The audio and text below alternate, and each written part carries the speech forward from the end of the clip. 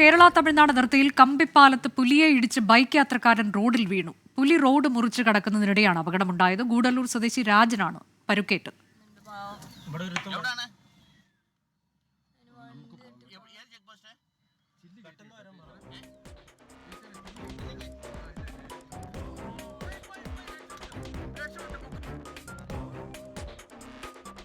Vipin C Vijayan വിവരങ്ങളുമായി. വിപിൻ, ഈ യാത്രക്കാരന് പരുക്കേറ്റിട്ടുണ്ടോ? വിശദാംശങ്ങൾ എന്തൊക്കെയാണ്?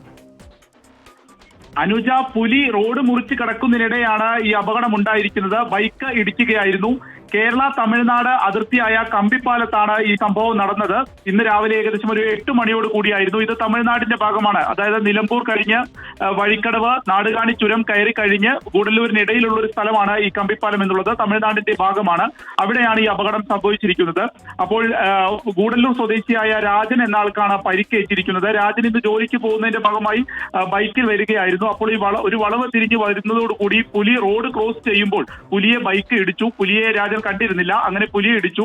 ഉടൻ തന്നെ ഈ പുലി റോഡിലേക്ക് വീണു. പുലിയും റോഡിലേക്ക് വീണു. ബൈക്കും തെറിച്ച് റോഡിലേക്ക് വീണു. നമുക്ക് ആ ദൃശ്യങ്ങളിൽ നിന്ന് തന്നെ കാണാം. നിസാര പരിക്കാണ് രാജനെ ഏറ്റിരിക്കുന്നത്. അതോടുകൂടി തന്നെ രാജൻ അവിടെ നിന്ന് പെട്ടെന്ന് മാറിക്കളഞ്ഞു.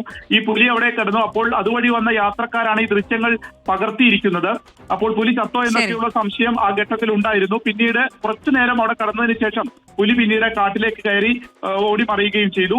രാവിലെയാണ് ഈ സംഭവം നടന്നിരിക്കുന്നത്. അപ്പൊ കുറച്ചു നേരം റോഡിൽ കടന്ന് പുലി കാട്ടിലേക്ക് ഓടി മറിയുകയും ചെയ്തു. അതുകൊണ്ട് മറ്റ് പ്രയാസങ്ങൾ ആ സമയത്ത് അവിടെ ഉണ്ടായില്ല എന്നുള്ളത് എടുത്തു പറയണം. അനുജ. ശരി, വിപിൻ സി വിജയനാണ് വിവരങ്ങൾ നൽകിയത്.